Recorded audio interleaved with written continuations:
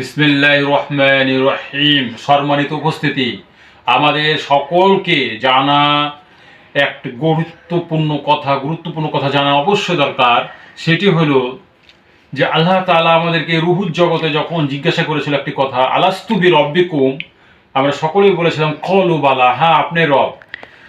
তখন এই যে আল্লাহ তাআলা বলেছিল আলাস্তু বিরব্বিকুম, অর্থ হলো যে আমি কি তোমাদের রব নই? আমরা বলেছিলাম হ্যাঁ কলু বালা, আপনিই রব।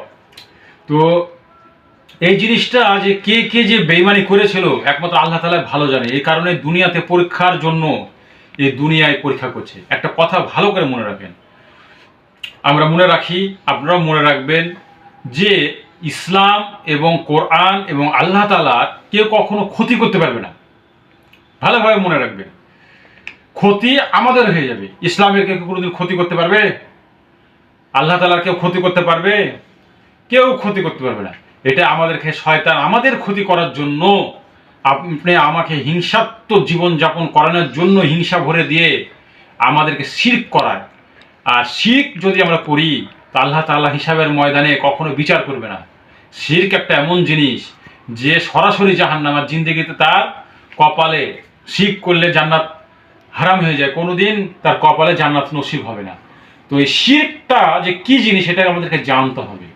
আর একটা কথা হলো যে এই যে আমরা ওয়াদা করে আসছি, প্রত্যেকটা মানুষকে আল্লাহ তাআলা দুনিয়া থেকে তো মুসলমান করে পাঠানো হয়। এই জন্য আমরা প্রত্যেকটা মানুষ ওখানে ওয়াদা করে আসছি হ্যাঁ আপনি রব। কিন্তু এখানে আসা যদি আমরা রবকে বাদ দিয়ে যদি অন্য কিছু করি, তাহলে আমার কবরে কিন্তু আমাকে যাওয়া লাগবে। আমি যদি ভালো হয়ে চলি, আমার কবরে আমি যাব, আমার কিচ্ছু হবে না। কিন্তু যদি আমি আল্লাহ তাআলার হুকুম মোতাবেক জীবনযাপন না করে কবরে যাই, আমাদেরই ক্ষতি হয়ে যাবে।